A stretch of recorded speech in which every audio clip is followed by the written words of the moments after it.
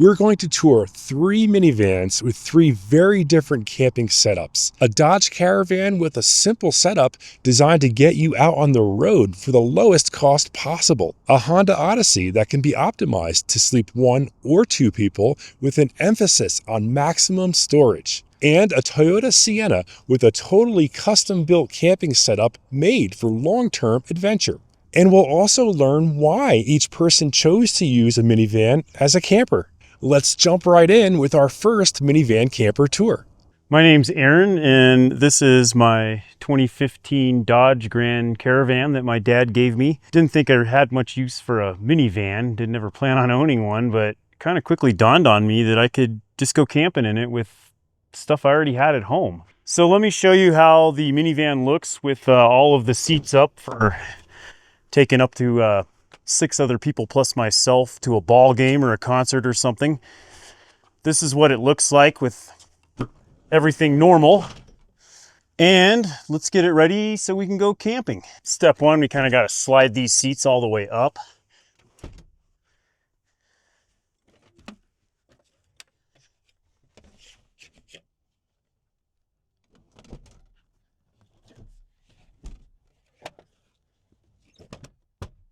Same thing on this side.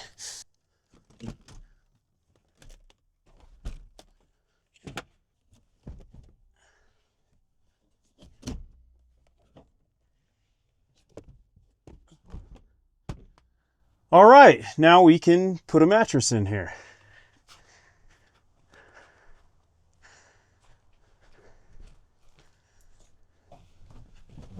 Kind of got to bend it just a little bit to get it in there, but then it goes flat.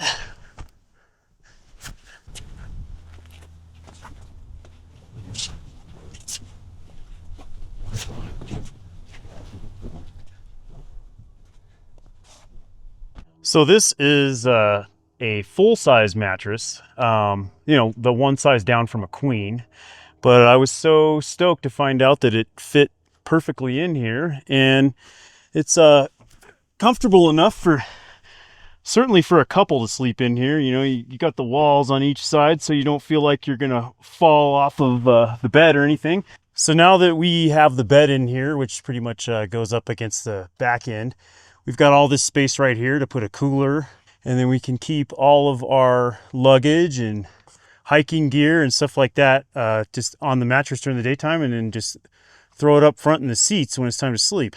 So we've already camped a couple dozen nights in this thing all over Colorado and Utah. Wonderful national parks in Utah that I think everyone knows of, Arches and Canyonlands and Bryce and Zion and Capitol Reef, or even pull right off the highway on a road trip. I've even stayed at a rest stop a couple times, or just pull into some trailhead that has a bathroom and you're good to go. Aaron's camping setup shows just how accessible minivan camping can be. Just throw in a mattress and you're already a step up from tent camping.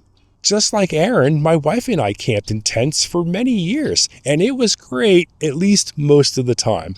But we dreamed of someday getting a big camper van like a Sprinter or a ProMaster. But instead of waiting for someday, we realized we can camp comfortably today in the minivan we already have. Which brings us to our next minivan tour, mine. I'm Justin, and this is my 2023 Honda Odyssey, and I'm going to show you 2 different camping configurations that we use right here in this minivan. First, I'll show you how I convert from everyday driver mode into camping for 1 person. Now, full disclosure, I did remove the 2 second row seats earlier. It's very quick, and I have another video where I show just how quickly those seats come out. But I do have the 3rd row in, and so let me get it ready. The first step in getting it into camping mode is to put this 3rd row seat down. I'm going to leave this one up, and you'll see why in a minute. The next step is I take my trunkmate bed, which I've had all folded up for storage, set it in the minivan, get the support in place, and extend out the frame. Get it on there, and then I can grab the rest of the bed and just extend it. And I've got these tie downs I use to make sure that This bed's not going anywhere. I put out the yoga mat, which I don't really need, but I like to have it there. And my memory foam mattress, which I absolutely love. And at this point, I've got a comfortable bed. I'm 6'3". I sleep in here great. Depending on how I'm parked, I'll either sleep with my head this way or my head that way. Either way is fine. One of the nice things about having the minivan set up for just one person to sleep is that I can keep that third row seat up. And on nights when the weather is not great and I'm not able to just hang out outside the campground, it really makes a difference to be able to sit in here, stretch out my legs in the evening, and then later on go to bed and sleep in the bed. Another nice thing about having the third row seat up when I'm traveling solo is I have all this extra storage area right there behind the seat. And you know what? It comes in handy. One of the other items we purchased to help us camp is this rooftop cargo carrier, and it's really come in handy. I really recommend it. I keep all the items in here that I don't need quick access to while I'm in the minivan. So my clothes, my bedding and stuff, I keep right in there. But everything else, like camp chairs and camp table, things I need around the campground, they all go up here. One of the other items that makes camping really a lot more pleasurable is having a refrigerator. Now, I used a cooler, of course, for many years. Cooler is great and it's fine. So if you're happy with a cooler, that's cool. But I really love having this portable 12-volt fridge. Now, full disclosure, I did get this from the folks at ICECO as part of a promotion, but I would have bought this on my own now that I know how really cool it is and convenient to have a fridge. As you can see, when I'm driving solo, I put it right up here in the front seat. I've got the front seat moved up, so this fridge is right here. It cannot easily move, but I can open the door. I also have a 250 watt hour battery that will power the fridge or anything else really. When I'm going to set it up for two people, I put this chair down and I've got this piece of plywood that my friend helped me size and cut. Fits in here perfectly. There we go. Now I can put the two trunkmate beds right on top of there.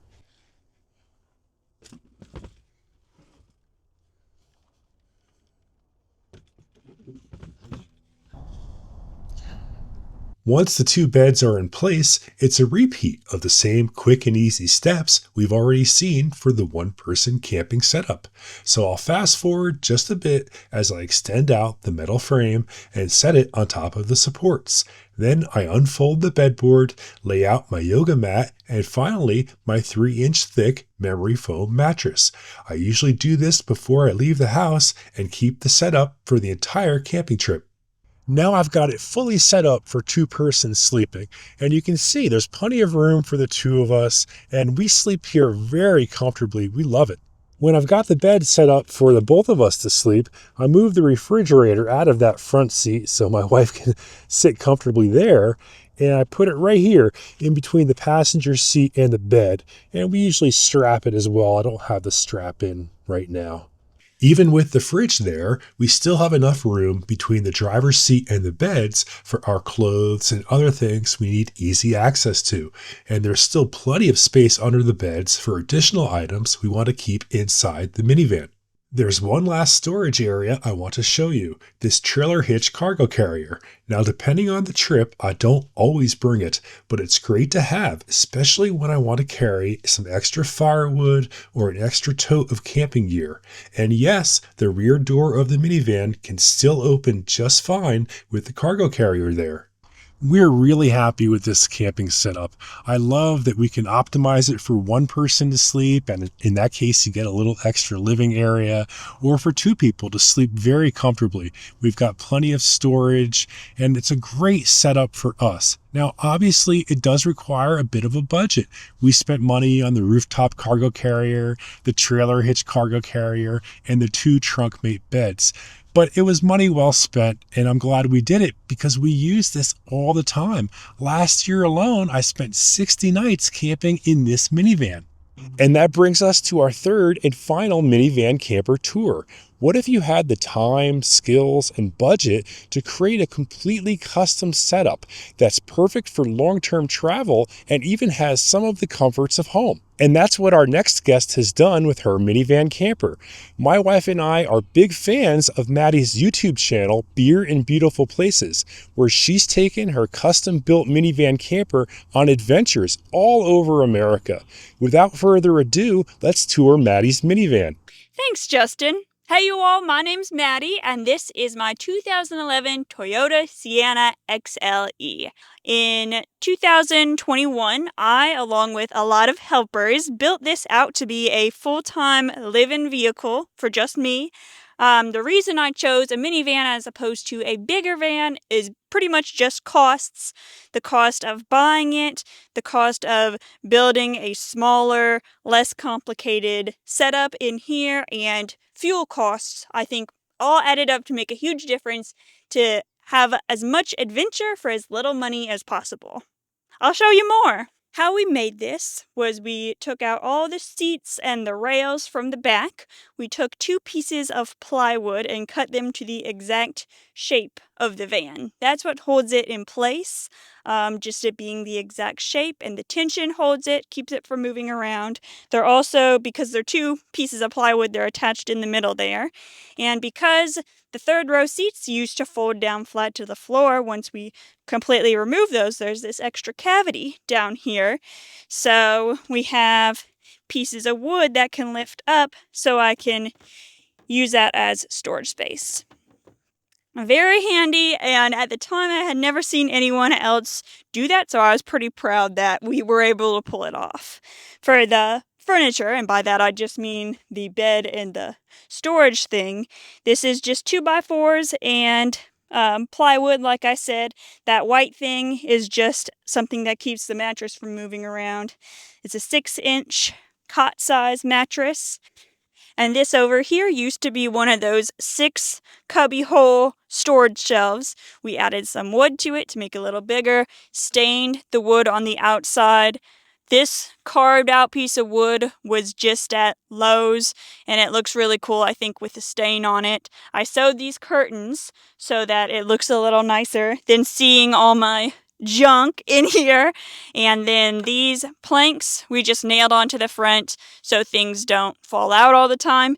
And we were thinking, like, is that little thing gonna hold, when the car's driving? Is that gonna keep stuff from falling out? And unless I go on a really crazy road, it does. And here's a side view of the space.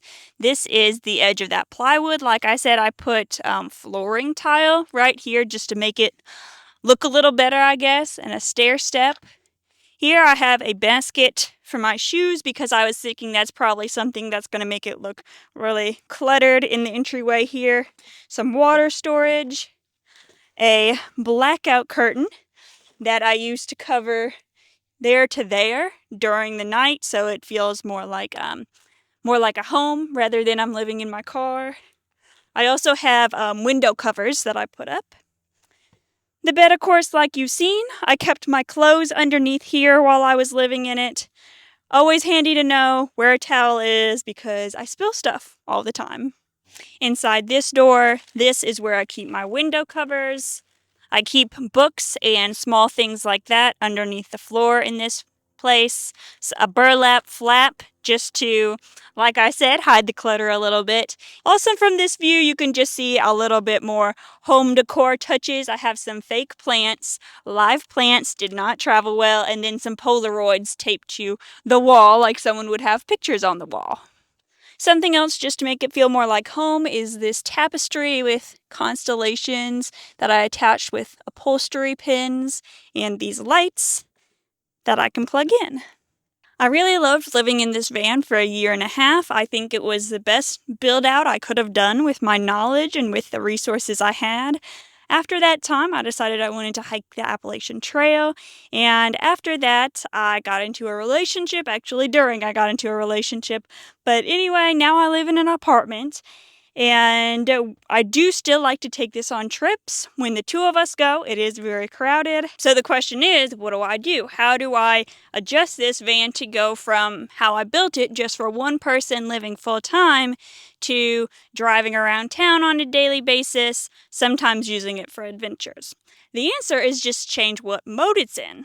How I showed you now, this is what I call adventure mode. When I'm going out somewhere, I need space to live in the back.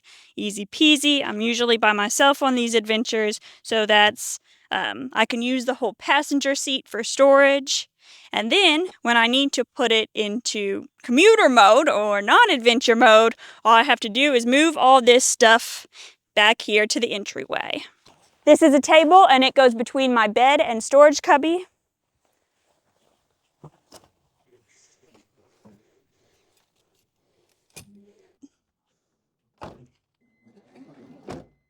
And I take down the curtains. They're just Velcroed on there, so they are removable. But when I'm putting big things in here, I'm always worried they'll get torn or stained or something.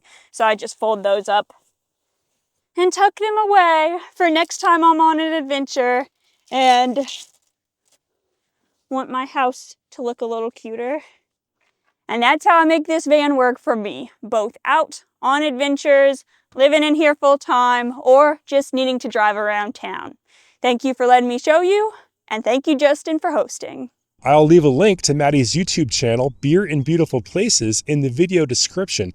Definitely check it out to follow along on her awesome adventures. Which minivan camper setup did you like the best? How would you do it differently? Remember, the only thing that matters is that you have a setup that works for your needs and your budget. Either way, let me know in the comments and I'll see you in the great outdoors. Click here to see me time myself to see just how quickly I can convert this minivan into a comfortable camper, and click any of these to see me take the camper on a fun adventure.